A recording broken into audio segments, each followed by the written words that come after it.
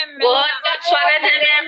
बहुत बहुत स्वागत है आपका। Welcome ma'am, welcome welcome ma'am. Welcome welcome Jamuna ji. आज तो क्षमा जी बिल्कुल गुलदस्ता लेके बैठी है आपके लिए। Yes ma'am, thank you. और हमें रजन मैम को भी तहे दिल, और हाल की मैम से मैं भी इसके दिन पे ही मिली हूँ। फेस्टिवल अभी तक मिलने का मौका नहीं मिला है। चाहती हूँ कि जल्द से जल्द आप सबसे से मिले। और यहाँ पर मुझे मौका मिला था हमारे जैसे कि हमारे क्षमा याचना मैम को भिलवाड़ा पर हमने भेंट हुआ हमारे साथ, और हमारे कल्याणी मैम को हमें ये गोवा में भेंट होने का मौका मिला। हमारे जैसे कि पूजा मौर्य मैम को भी मैंने गोवा में मिली।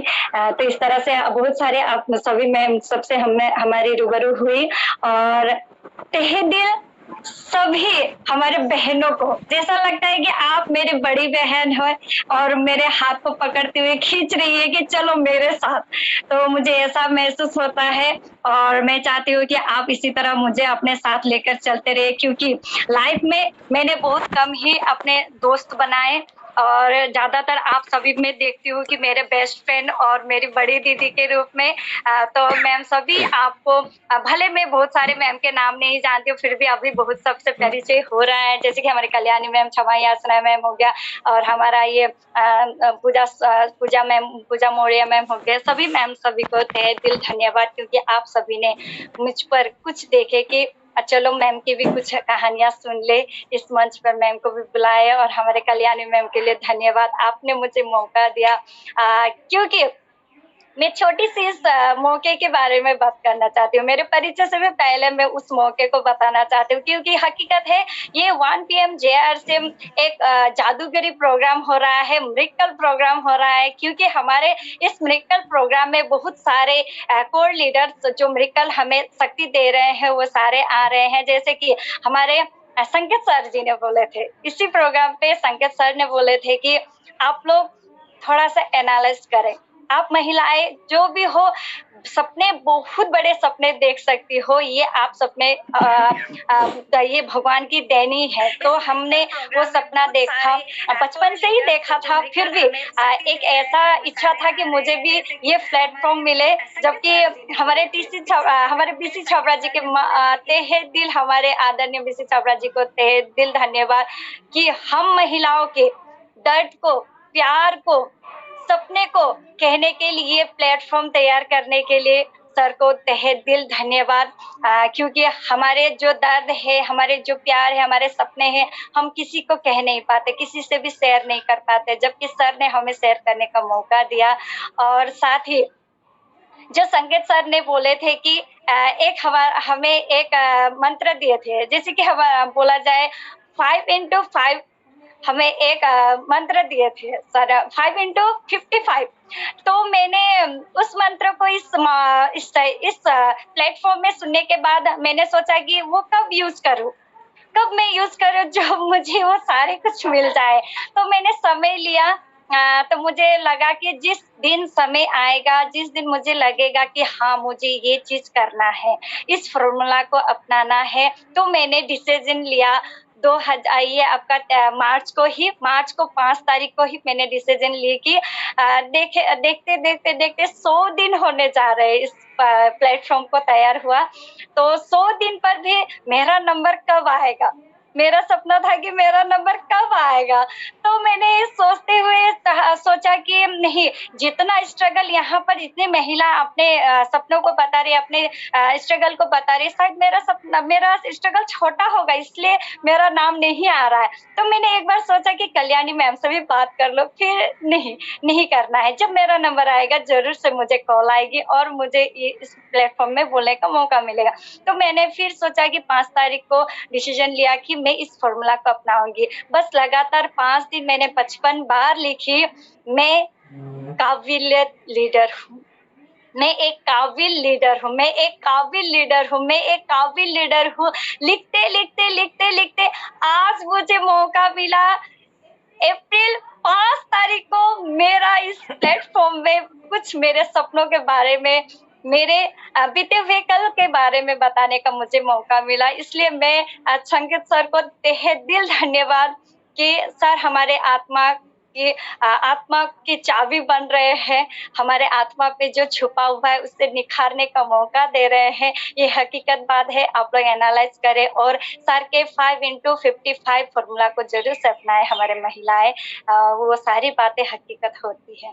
और साथ ही बहुत सारे बात इस तरह से इस प्लेटफॉर्म में मुझे बहुत सारी बातें मिली, बताती जाऊंगी। और साथ में हमारे सभी ग्रेड अपलाइन के साथ मेरे मेरे इमीडिएट अपलाइन को भी मैं धन्यवाद कहना चाहती हूँ, जिन्होंने मुझे इस मंच तक आने का मौका दिया, इस मंच तक पहुँचने का मुझे हौसला दिए, जिनका नाम है हमारा दीपाली घोष मैम और हमारा शुक्ला सौदागर मैम, बाबला सौदागर और साथ ही किरण प्रधान और जय कुमार और साथ में मैं चाहती हूँ कि सारे लीडर्स को साइड करते हुए मैं सबसे पहले तहे दिल जिनको धन्यवाद देना चाहती हूँ वो है मेरे लाइफ पार्टनर मुन्ना श्रेष्ठ सर, जिनके बदौलत मैं आज 2023 तक आरसीएम पर टिकी हूँ और मुझे ये प्लेटफॉर्म मिला। उन्हीं के बदौलत ही मुझे इस प्लेटफॉर्म में आने का मौका मिला।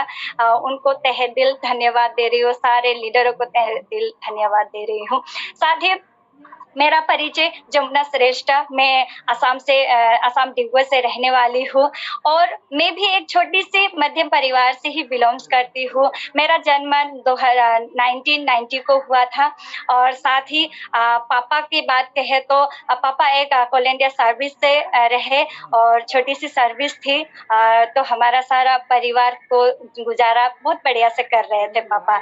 और पापा जी बहुत ही अपने पूरी तरह से अपने फर्ज को निभा रहे थे। मेरे 3 भैया और एक दीदी है और मैं सबसे छोटी बहन रही और मेरे परिवार में मम्मी पापा सभी लोग हैं।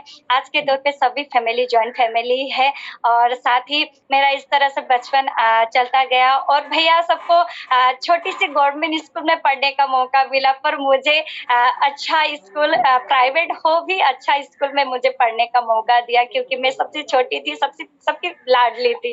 तो साथ ही मम्मियों ने मुझे बहुत ध्यान दिए और साथ में मेरे हर ख्वाहिश को पूरे करते गए। भैया बड़े हो कि मैंने ख्वाहिश को पूरा किया नहीं किया मुझे पता नहीं, पर मम्मी ने मेरे पूरी ख्वाहिश को पूरा की।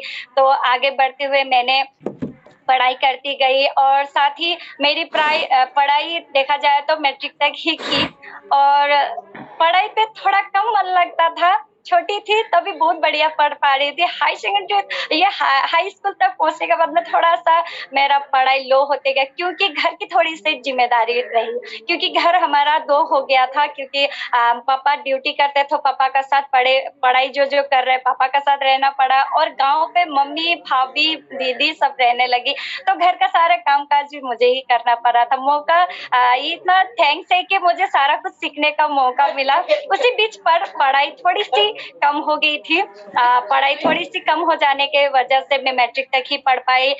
एक बार मैट्रिक खराब हुआ, फिर दोबारा कोशिश की, 2 बार मेरी मैट्रिक खराब हुई, फिर भी मैंने सोचा कि चलो इसी में क्लोज करती हो। और भैया का भी यही राय था कि आप मैट्रिक कर लोगी तो भी आपको कॉलेज जाने का लिए अनुमति नहीं मिलेगी, क्योंकि हालत ही उस टाइम ऐसा था कि अलग बच्चों को देखकर ही भैया रोक टोक करते थे कि नहीं बहन को मैट्रिक से आगे नहीं जाना है, बस हो गया इतना ही पढ़ाई। तो मेरा भी मन थोड़ा डाउन हो गया, तो मैं भी चाहेगी चलो इतना ही काफी है, मैं कर लूंगी। तो इस तरह से मैट्रिक कंप्लीट करने के बाद मैं घर में रही, अच्छा नहीं लगता था खाली रहने के लिए। एक हैबिट सा था कि मुझे खाली पसंद नहीं था। मैं ना टीवी देखकर टाइम को वेस्ट करती थी, ना किसी दोस्तों के साथ घूमने बातचीत करने में वेस्ट करती थी। फिर मैं सिर्फ लगातार घर के काम हो या कुछ भी हो काम पे लगी रहती थी। और साथ ही मुझे मैट्रिक के बाद बुनाई तुनाई के काम पर मौका मिला। मैंने काटिंग सीखी, मैंने करीबन 4 महीना मैंने काटिंग सीखते हुए मुझे उसी टाइम एक सिस्टम से जुड़ने का मौका मिला, जिस सिस्टम का नाम था ओरिफ्लेम। वो ओरिफ्लेम सिस्टम मेरे जीवन में आए और साथ में ऐसा हुआ कि बोला जाता है ना किसी 2 राह को चुनो, तो मेरे साथ 2 राह आए। उसी टाइम मुझे 2000 लगभग 2000 ये 8 का ही बात है, लगभग 8 तक में ही हमें आरसीएम मिला था तो उस टाइम मुझे चुनना मिला कि आरसीएम करो या ओरिफ्लेम करो, क्योंकि मुझे आरसीएम जो प्लान दिखाया था जो सर ने, उस समय छोटी थी इसलिए शायद घर गृहस्थी के बारे में इतना मुझे समझ में नहीं आया और राशन के बारे में। तो मैंने क्या किया, जो ओरिफ्लेम था उस पर ओनली कॉस्मेटिक, तो कॉस्मेटिक के बातों को थोड़ा समझ में आया कि चलो मैं भी यूज कर रही हूँ, किसी को भी मैं बता पाऊंगी। तो इसलिए क्या किया, मैंने ओरिफ्लेम को ही चॉइस किया और ओरिफ्लेम को करते हुए मैंने थोड़ा सा लोगों के पास जाकर बात करने का मेरा हैबिट बढ़ा और मैं बहुत कम बोला करती थी उस टाइम, और मुझे थोड़ा बोलने का मौका मिला और थोड़ा सा डिटेलिंग के ऊपर नॉलेज आई, क्योंकि डिटेलिंग करने से पहले हमारा सबसे पहला है शर्म, एक डर, एक हिचकिचाहट, ये 3 चीज को छोड़ना पड़ता है। सबसे पहले हमें वो तीनों चीज को बेचना पड़ता है। उस तीनों चीज को बेचते हुए मैंने ओरिफ्लेम के प्रोडक्ट को भी बेची थी, पर उस चीज को करते करते फिर मेरा समझ में आया कि ये ओरिफ्लेम शायद और अच्छा है, पर शायद मुझ पर सूट नहीं कर रहा है या मैं वो कर नहीं पाऊंगी, इसलिए मैंने उसे जल्द से जल्द क्लोज कर दी। तो मैं ज्यादा टाइम नहीं कर पाई, बस वो करते हुए मैं गांव पे आ गई पापा के साथ। पापा का रिटायर्ड हो गए थे, रिटायर्ड के बाद हम गांव पे आ गए। आने के बाद मैं काटिंग पे ही लगी रही, हर रोज ऑर्डर आती थी, कपड़े सिलाया करती थी, खाली नहीं रहती थी। तो उस तरह से करते करते मेरे सामने 5 जेंट्स आए, 5 यंग जेंट्स आए थे, बहुत ही बढ़िया सूटेड, बूट पे, काले कोट पे और साथ पे काले बैग को लेते हुए। तो वे पांचों हमारे पास आते समय उन्हें देखा कि वो प्रोडक्ट लेकर आए थे, प्रोडक्ट रिटेलिंग पे आए थे, नए थे, उन्हें भी उतना खास उनका भी पहचान नहीं, तो सब स्टूडेंट थे और साथ में वो पहचान करते हुए गांव पे आए पूरे रिटेलिंग के लिए। तो मेरे घर पर आए, तो उस टाइम मैंने पहले ही आरसीएम के प्रोडक्ट यूज कर चुकी थी, मुझे पसंद भी था। तो वो भैया सबसे मैंने पांचों से एक एक प्रोडक्ट मैंने यूज की। उसके बाद फिर 2 दिन बाद वही पांचों में से 2 भैया आए मेरे पास, जिनका नाम था किरण प्रधान और एक जय कुमार। दोनों भाई मेरे पास आए, फिर उन्होंने मुझे चाहा कि प्लान दिखाए, क्योंकि उन्होंने मुझे उस बातें करते हुए कि प्रोडक्ट के बारे में बोलते हुए कि उन्हें लगा कि मुझ पर कुछ है, ये लेडी कुछ आगे कर पाएगी इस सिस्टम के माध्यम से, चलो मैं उन्हें ये प्लान दिखाती हूँ। तो ये सोचते हुए दोनों आए मेरे पास और उन्होंने मुझे प्लान दिखाए। भाग्य मैंने साथ नहीं दिया होगा उस टाइम, भगवान के तथास्तु नहीं थे शायद, उस टाइम भी मैंने मैंने ना ही बोला उस टाइम। तो मैंने ना बोलते हुए कारण थी कि मम्मी मेरे पास नहीं थी, मम्मी बाहर थी, घर पर नहीं थी, इसीलिए मैंने उस टाइम भी उनको बोला कि ना मैं अभी नहीं करूंगी, कोई बात नहीं, आप लोग बाद में भी आ सकते हैं, जब मम्मी आपसे भेंट होंगे तो जरूर मैं इस सिस्टम को ज्वाइन करूंगी। क्योंकि मैं उस टाइम खाली ही रही थी, कि मुझे काटिंग भी कर रही थी, पर बैठे रहने वाले काम मुझे पसंद नहीं थी। तो मुझे ये मौका मिल रहा था, अच्छा भी लगा, एक बार प्लान देखे। फिर नेक्स्ट आए, फिर 2-4 दिन बाद उन लोग ने फिर फॉलो अप किया, फिर नेक्स्ट आए, तो फिर उस टाइम भी मैंने मम्मी उस टाइम भी नहीं थी, तो उस टाइम भी मुझे ना करके ही भेजना पड़ा। थर्ड बार, तीसरा बार आने का बाद मम्मी मेरे पास थी, मम्मी को भी बैठा के बढ़िया से प्लान दिखाए और मुझे मौका मिला 3 बार प्लान देखने के लिए। उसी टाइम मेरे माइंड पे यही बात घुसा कि मम्मी जो राशन करते थे 3 से 4 हजार की, तो मैं देखती थी कि सिर्फ एक ही पैकेट बिस्कुट दिया करते थे वो राशन दुकान वाले मम्मी को। तो उसके बाद और कुछ नहीं, मम्मी ने पैसा दिया, प्रोडक्ट लाए, घर पे यूज के। तो बाद में देखा वहां पर जो दिए थे लो प्राइस लिखा हुआ था उस प्लान पे, लो प्राइस यानी कि हमें डिस्काउंट मिला जाता है और कम दाम में भी मिला जाता है, और साथ में आपको रिटर्न भी आ रहा है, आपका जैसे कि बैंक अकाउंट, आपका बैंक बैलेंस भी बन रहा है। साथ में एक छोटा सा चीज हमारे दिमाग पे सेट हो गया, वो आने वाला समय में हमारा अलग फ्यूचर बना, जो कि बिजनेस वहां पर लिखा था, और आप फ्यूचर पे बहुत बड़ा बिजनेस कर पाएंगे, क्योंकि आज आप खाली बैठे हैं और एक लेडी हो, आपकी कोई बंदश ही नहीं होता है, क्योंकि आप एक स्टूडेंट भी रही। स्टूडेंट के समय हमारा माइंड एक सीखने का और रहता है, हमें उस टाइम पूरा सीखने के मूड पे हम लोग रहते हैं कि क्या सीखे, क्या नया करे, क्या नया कर सकते हैं, ऐसा टाइम था। तो इसलिए मैंने बहुत ही जल्द समय को ना गवाते हुए उस टाइम मैंने तीसरे बार मैंने आरसीएम का एक्सेप्ट किया, ज्वाइनिंग मीटिंग किया और नेक्स्ट ही दिन मुझे मौका मिला तिनसुकिया, हमारे आसाम के है, तिनसुकिया डिस्ट्रिक्ट है, वहां पर हमें मीटिंग सुनने का मौका मिला। दूसरे दिन ही मैं मीटिंग सुनी। तीसरे दिन में फिर मुझे होम मीटिंग किए थे सर सबने, तो होम मीटिंग में बुला के मेरे इमीडिएट जो जो अपलाइन थे सभी से मेरे परिचय करवाए और उन्हीं में से दो मेरे इमीडिएट अपलाइन उनके हैंडओवर मुझे कर दिए कि इनको कैसे सिखाना है, कैसे रिटेलिंग करवाना है, सारा दायित्व आप सभी के हाथों में। जबकि वो भी नए थे और मैं उस एरिया पे नहीं थी, मुझे वो जगह इतना पता नहीं था। मैं फर्स्ट उस गांव पर रहने लगी थी, घर पे मैं बहुत कम रहा करती थी गांव पे, तो मेरे लिए पूरा नया जगह था। तो साथ में दोनों मेरे एक भाई और दीदी की तरह ही उन्होंने मुझे, जैसा कि किशोर प्रधान और नैना प्रधान, वो दोनों ने मुझे साथ लेकर रिटेलिंग कैसे करना है, रिटेलिंग के बारे में सिखाए, प्लान कैसे दिखाना, हम लोग एक दूसरे को प्लान दिखाते हुए हम लोग प्लान सीखे। और साथ में जो भी, जैसे कि हमारा चेक आया करता था, चेक के लिए हमें बैंक जाना पड़ता था, बैंक में कभी नहीं गई थी, बैंक के नॉलेज नहीं थी। हमारे अपलाइन ने हमें उसी समय सिखाया था कि अपना काम खुद करना है, आप खुद करोगी तो ही आगे आप कुछ सीख पाओगी और सिखा पाओगी। तो ये चीज हमारा माइंड पे सेट था और मैं हमेशा अपना काम अकेले करती थी। सर हमें अपना काम खुद ही करने के लिए बोलते थे, हम लोग किस तरह से ज्वाइनिंग डालना है ये सारा कुछ हमें खुद ही सिखाया करते थे। तो हम लोग इस तरह से सीखते गए। बाद में मुझे लकीली मैंने एक पर्सन से मिलने का मौका मिला जिनका नाम है मेरे लाइफ पार्टनर मुन्ना श्रेष्ठ जी। उनके लिए जोरदार तालियां चाहती हूँ। मेरे लाइफ की टर्निंग पॉइंट थी वो। मुन्ना सर को मैंने मिला और मेरे माइंड पे एक ही सेट था कि जिन्हें भी मिले प्लान दिखा वो नहीं सिस्टम से जुड़वाए, तो ऐसा माइंड में था। और मैंने चाहा कि सर के बातों को सुनते हुए, उनका डेडिकेट देखते हुए लगा कि नहीं सर भी आगे जाकर बहुत बड़े कुछ कर सकते हैं, चलो सर को हम ये प्लान दिखाते हैं।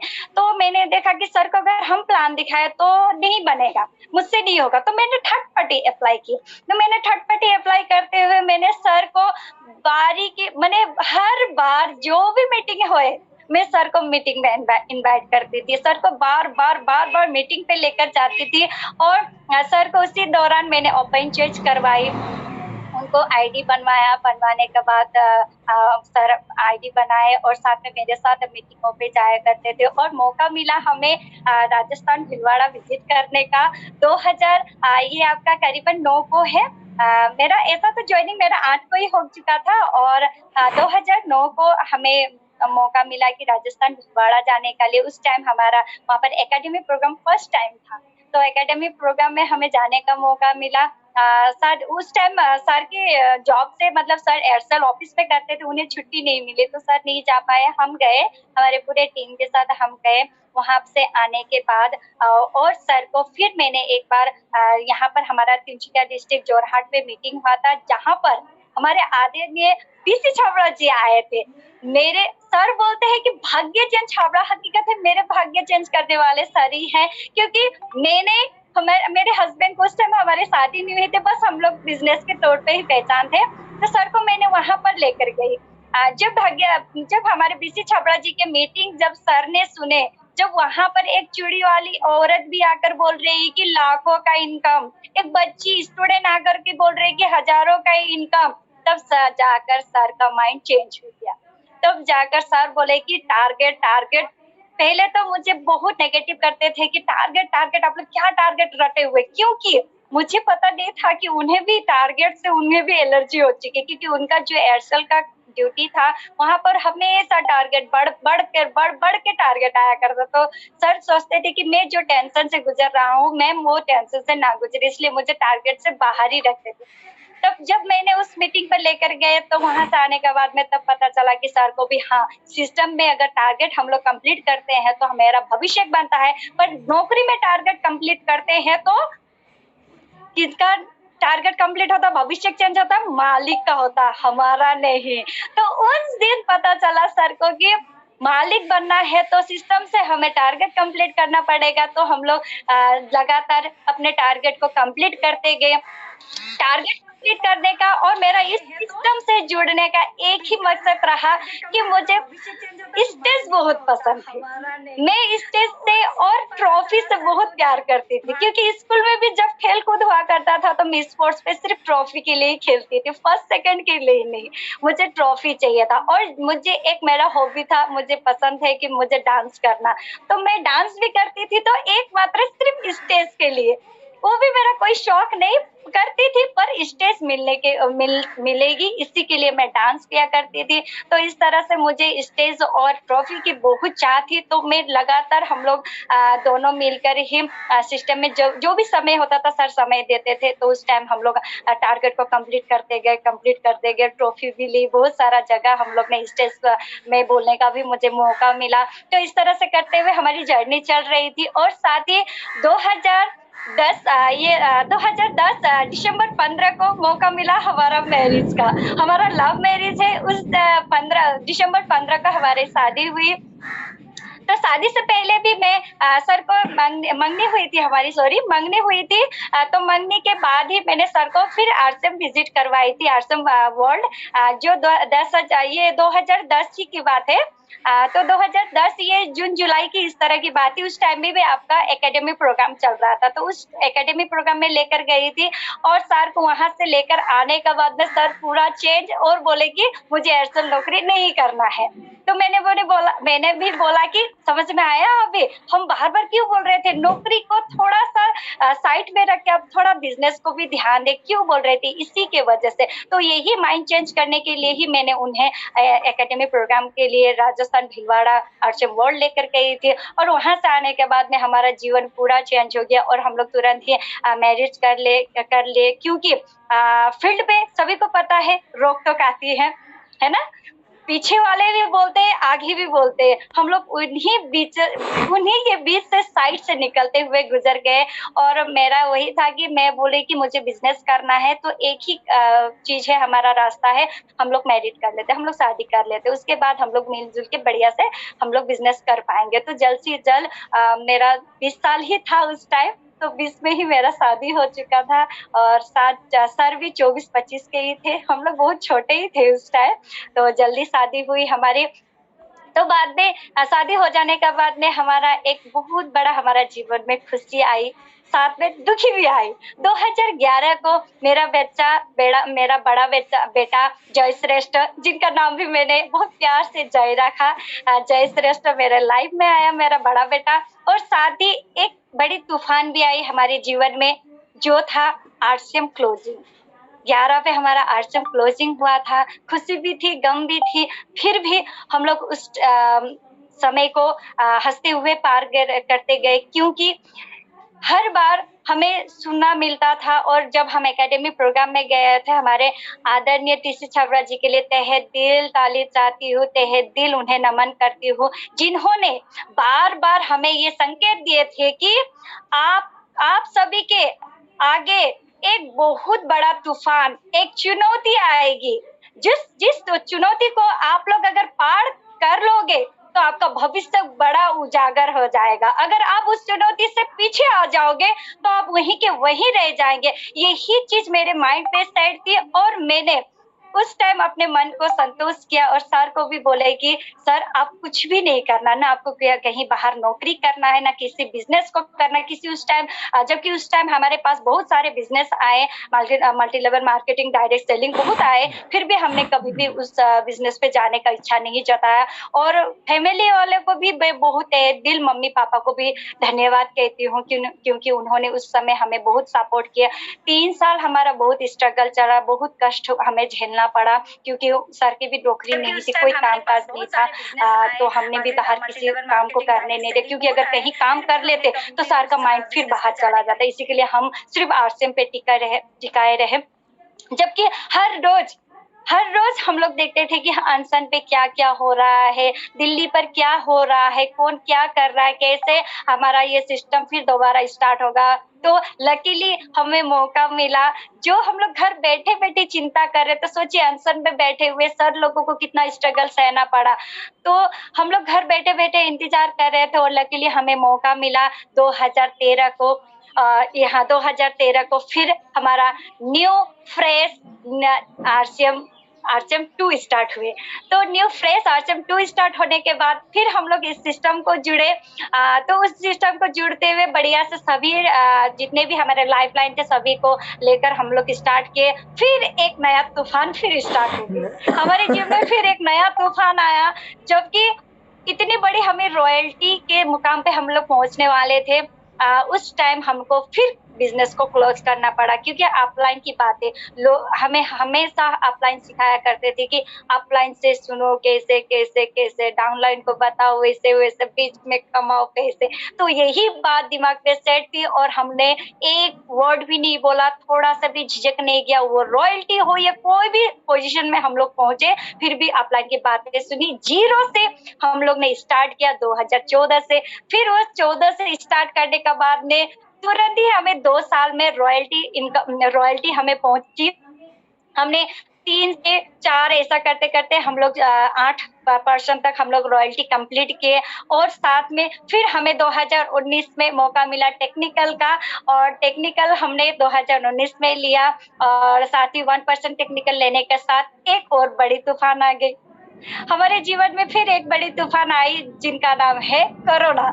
यस, उस टाइम फिर कोरोना आए और कोरोना आकर भी सिस्टम को हिला नहीं पाया। और उसी टाइम हमें पता चला कि ये भविष्य का उज्जवल बिजनेस है, ये आम नहीं है, ये बहुत खास बिजनेस है, ये बहुत खास प्लेटफॉर्म है। उसी टाइम हमें समझ में आया, क्योंकि उस टाइम घर पर सब बंधे हुए थे, हम भी बंधे हुए थे घर पे। 3 से 4 महीना हम लोगों को घर पे बैठना पड़ा, फिर भी हमारा कमीशन कभी घटा नहीं और बढ़ चढ़ कर आए और अच्छा इनकम, अच्छा बिजनेस हुआ उस टाइम, जबकि हम लोग घर पे बैठे हुए थे। तो ताकत उस टाइम हमें पता चला आरसीएम का, और बस उस ताकत के जोश से हम लोग आगे बढ़ते गए, आगे बढ़ते गए। और सिस्टम के ताकत के साथ आगे बढ़ने के बाद मुझे एक अच्छा मौका मिला, जबकि मैं फुल टाइमर नहीं थी। मेरे 2 बच्चे थे और मैं बच्चों को संभालते हुए, घर को संभालते हुए मैं पार्ट टाइम दे रही थी। कहीं भी बड़ी मीटिंग हो सर लेकर जाया करते थे और बोलते थे कि आप घर पे बैठी हो तो आप खाली ना बैठे, आपको जो भी बनता आप लगने से आप वीडियो देखो, या तो किताबें है किताबें पढ़ो, या तो कुछ भी हो आप एक्टिविटी मैंने आपका करते रहो, नहीं तो आपका माइंड बैठ जाएगा, आप जो सीखना चाहते हो वो नहीं सीख पाएंगे। तो एक्चुअली वो बात है, तो मैं उसी चीज को अपनाते हुए गई। मैं हर दिन किताबें पढ़ा करती थी, जो भी समय मिल रहा हो थोड़ी सी वीडियो सुना करती थी, इस तरह से करते हुए मैं चली आई।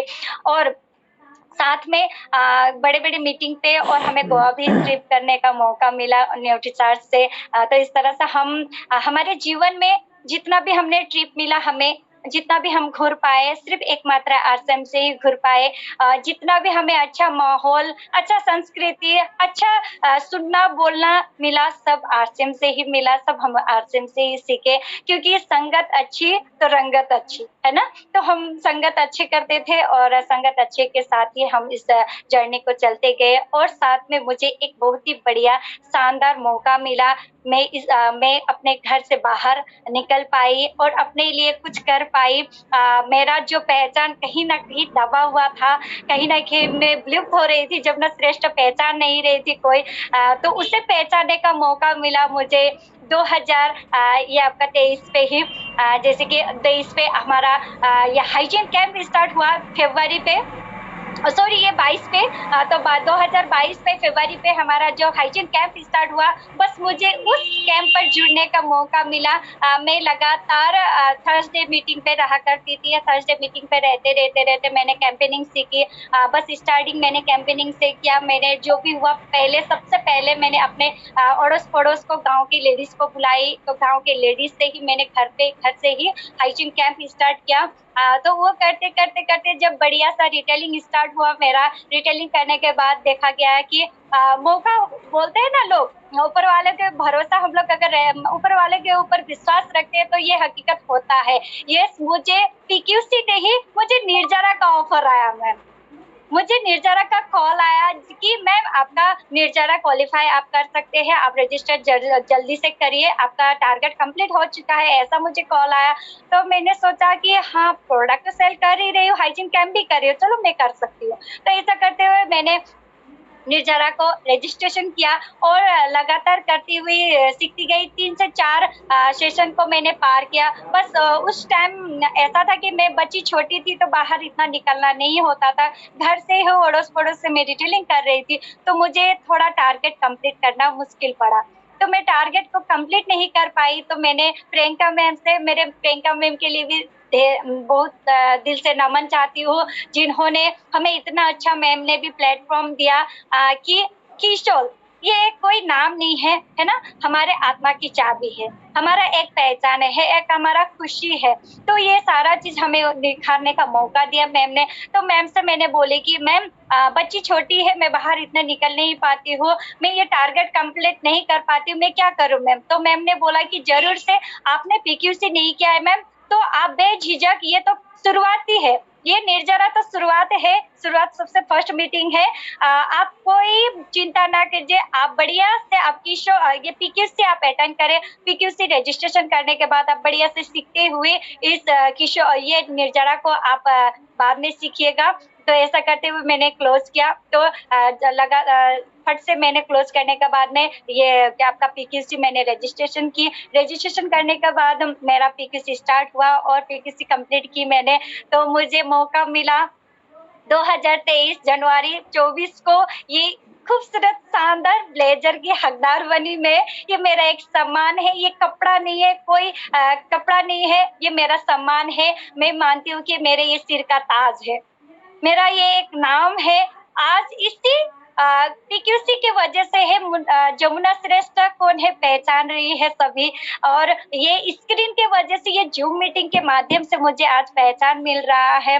जबकि बोलते हैं कि समय के लिए इंतजार नहीं करना है, समय को बनाना पड़ता है। मैंने हकीकत है, मैंने इस प्लेटफॉर्म में मैंने समय को बनाया, तो जाकर मेरे जैसे कि कल्याणी मैम के नजर में मैं पड़ी। तो बोलते हैं ना, ऑफलाइन के फोकस में रहना है, तो मैंने फोकस में रही, इस समय को बनाया। तो कल्याणी मैम ने मुझे ऑफर दिए कि मैम आप तो बात नहीं किया, आपको इस प्लेटफॉर्म में बुलाया नहीं, आप जरूर से आइएगा।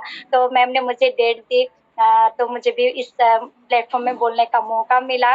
तो साथ ही मैं ये पीक्यूसी करने के बाद ही मुझे लग रहा है कि हाँ, हकीकत है, ये सिस्टम डायरेक्ट सेलिंग एक हमारा उजागर है। हम महिलाओं के लिए बहुत शानदार बिजनेस रही है आरसीएम सिस्टम, कि हमारा छोटा-छोटा सपना को लेकर हम लोग बड़े तक पहुँच सकते हैं, क्योंकि सपने देखने में पैसे नहीं लगते हैं। सपने आप लोग सोते हुए नहीं देखना है, जागते आँखों से देखना है, वो हकीकत में वो सपने पूरे होते हैं, क्योंकि वो सारा सपना मेरा पूरा हुआ है। जैसे कि अगर इस सपने के बारे में बोला जाए, या तो संकेत सर के भी बारे में बातों में अगर हम लोग गौर करते हैं, वे बोले हुए हर एक पॉइंट को हम अपनाते हैं, तो हकीकत होता है। क्योंकि हम लोगों को सिखाया गया है कि विजुअलाइज करें, है ना? हम लोगों को बार-बार सिखाया जाता है कि आप महिलाएं विजुअलाइज करें, भले उस जगह पे ना जाए, फिर भी आप लोग सोचे कि काम करते हुए, झाड़ू पोछा करते हुए सोचे कि मैं कहाँ रानी बिल्डिंग में बैठी हूँ, है ना? बुरा मेरा तो मैं गाड़ी पे नहीं चल रही हूँ, मैं तो एरोप्लेन पे चढ़ी हूँ, विजुअलाइज करें। तो मैंने विजुअलाइज किया कि जब हमारा इनॉग्रेशन प्रोग्राम था भीलवाड़ा राजस्थान पे, तो मुझे मौका मिला पूरा 13 साल पे मुझे जाने का भीलवाड़ा, क्योंकि वो मेरा बहुत ही लंबा समय था। और मायके जाते हुए जितना खुश नहीं होती थी, उससे कहीं ज्यादा एक्साइटेड थी और खुश थी कि मुझे भीलवाड़ा जाने का मौका मिल रहा है। जहाँ मैंने देखा था छोटा-छोटा पेड़, 2009-10 में जाते हुए छोटा-छोटा पेड़ देखा, उस टाइम घना हुआ माने भरा घना एक पेड़ पैदा हो चुका था। तब मैं जाकर उस मंदिर को, उस मेरे मायका को देखूं, तो ऐसा सपना लेकर मैं भीलवाड़ा गई थी। मुझे बहुत खुश हुआ, क्योंकि मैं चाहती हूँ कि मेरा वो मायका ही है। मम्मी थी मेरी जन्मदाता, मम्मी को मैं ग्रेट मानती हूँ। मेरी मम्मी को मेरे अपने जीवन में बहुत अनमोल मानती हूँ, क्योंकि मम्मी ने मुझे इस दुनिया पे लाई। और 2 नंबर, मम्मी ने मुझे इस सिस्टम को दिया। और तीसरा नंबर अनमोल तोहफा मुझे दिया मेरा हस्बैंड मुन्ना सर को, क्योंकि उनके राय से ही मैं ये 3 काम कर पाई। तो इसी के लिए मैं मानती हूँ कि मेरा मायका तो मायका ही है, पर मेरे मायके से भी बढ़ के मेरे राजस्थान भिलवाड़ा थे। तो मुझे बहुत खुशी हुआ वहां पर जाने का मौका मिला। साथ ही सपना जो बोलते हैं माइंड पे सेट करना है, आप लोग को विजुलाइज करना है कि हमारा सब कॉन्सेप्ट माइंड पर हमें सेट करना पड़ता है। अगर कुछ भी चाहिए तो उसको पहले सब कॉन्सेप्ट माइंड पर सेट करना था। वो चीज हमने किया। हमें इच्छा था कि फर्स्ट बार गई थी तो मुझे स्टेज जाने का मौका मिला डांस से। सेकंड बार भी गई, मुझे टीसी छाबड़ा जी ने वेलकम किया, बुलाया कि पहली बार जो एकेडमी प्रोग्राम में महिला आई थी आसाम से, वो अभी भी आई है तो प्लीज आप एक बार स्टेज में आए बोल के सर ने ही मुझे बुलाए थे।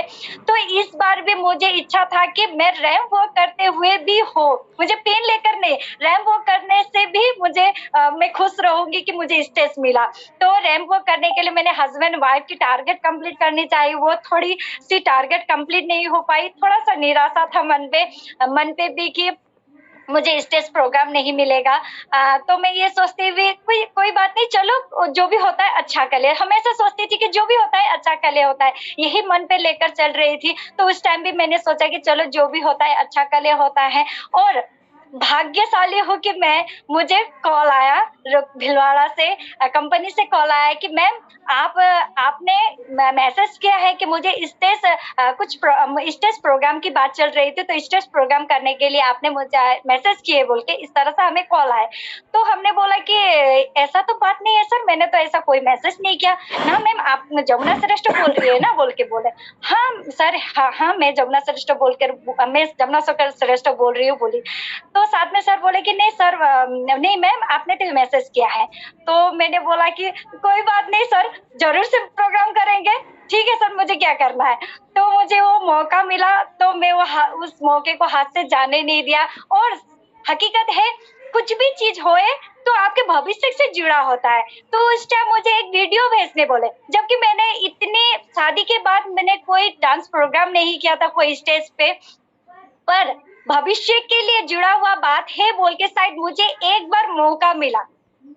अगर मैं होती तो मुझे ऐसा नहीं होता था कि मैंने ये नहीं कि मैं प्रोग्राम नहीं कर पाती, पर मुझे उस टाइम मौका मिला जब मेरे बच्चे 2-2.5 साल का मेरा बच्चा गोद में था। उस टाइम मुझे मौका मिला डांस करने का, मैंने स्टेज प्रोग्राम करने का। वो भी मुझे मेरे हस्बैंड ने बोला कि यहाँ गांव पे एक डांस प्रोग्राम हो रहा है, क्या आप करोगी?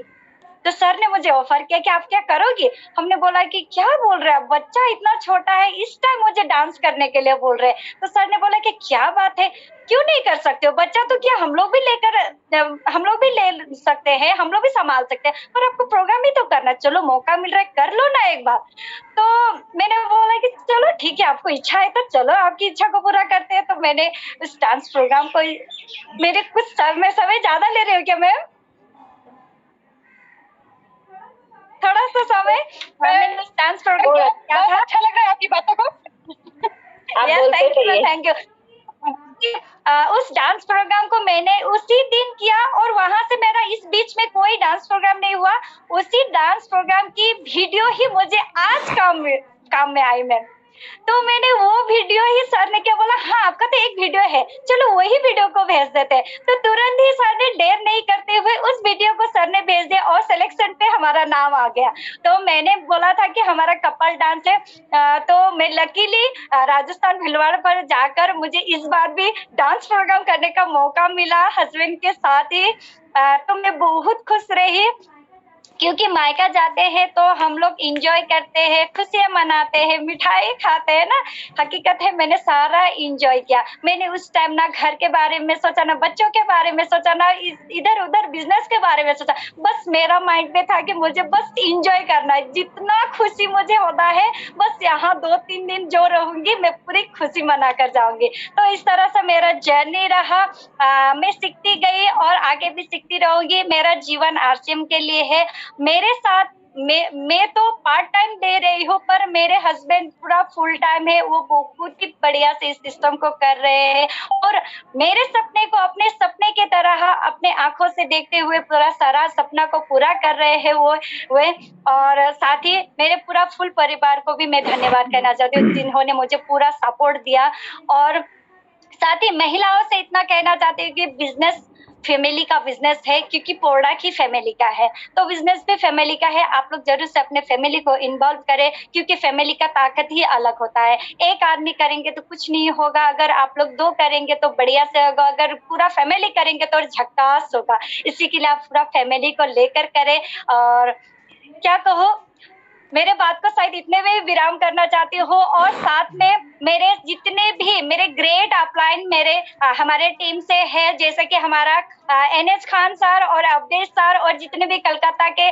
गुरुए हैं, सारा गुरु को मैं तहे दिल धन्यवाद देना चाहती हूँ क्योंकि आप सभी के विश्वास से ही हम लोग ये चीज कर पाए और मेरे जितने भी लाइफलाइन है सभी को धन्यवाद देना चाहती हूँ जिन्होंने इतनी शानदार हमारे साथ मेहनत किए, हमारे हाथों को पकड़े रहे और हमारे साथ चले, जिनके वजह से आज मुझे इस प्लेटफॉर्म में बोलने का मौका मिला और मैं बहुत खुश हूँ। मैं चाहती हूँ कि मेरी तरह हर महिलाएं मेरे साथ चले और ऑफलाइन बातें जरूर से आप लोग सुने, कभी उन पे शक नहीं करना है, कभी उन्हें नकारना नहीं है, कभी डाउट उनको निराशा नहीं करना है। हमेशा ये चीज मैंने हमेशा अपलाइन की बातें सुनी, जहां मीटिंग है वहीं गई, हर मीटिंग अटेंड करती थी। ये मीटिंग अटेंड करने का ही ताकत है कि मैं इस सिस्टम से आज तक पॉजिटिव रही इस सिस्टम पे, क्योंकि बार बार मीटिंग अटेंड करेंगे, बार बार सीखेंगे। बस मैं इतने बातें कहते हुए मेरे बातों को विराम करती हूँ, बहुत समय ले ली। थैंक यू मैम, सभी को धन्यवाद मैम। ओवर टू हमारे रजन मैम। Thank you. और बहुत शानदार, बस ऐसा लग रहा था आपकी बातें खत्म ना हो और सुनते जाए। कोई छोटा बच्चा होता है और उनका बोलना जो बहुत मतलब मिठास होती है, बिल्कुल एक क्यूट जो बच्चियां होती हैं और उस तरीके से आप बोल रहे थे। बहुत शानदार मैम, आपकी जो जर्नी रही है आरसम बिजनेस को लेके वो बहुत शानदार रही है। जब भी समस्या आई है तो समस्या बोलते हैं ना कामयाबी दर्द की कोख से पैदा होती है, ये सतीश पंडित जी कह के गए हैं। और उस चीज में मैम ने जितने बार भी बोले कि हम ये समस्या आ रही है, लेकिन उसके जस्ट अगले ही कदम पे जो है ना उनको वो तोहफा मिल रहा था कामयाबी का। तो बहुत गजब, बहुत शानदार, और मैं बधाई देना चाहती हूँ आपको कि आपने बहुत शानदार यहाँ पर अचीवमेंट लिया है मैम, और बहुत अच्छे से आप इस बिजनेस को बिल्ड कर रहे हैं। और हमारे बीच में जितने भी सीनियर साथी हैं, क्योंकि आपको इनवाइट करने का जो मौका था वो सरोजनी मैम एंड क्षमा मैम का था, बट मैं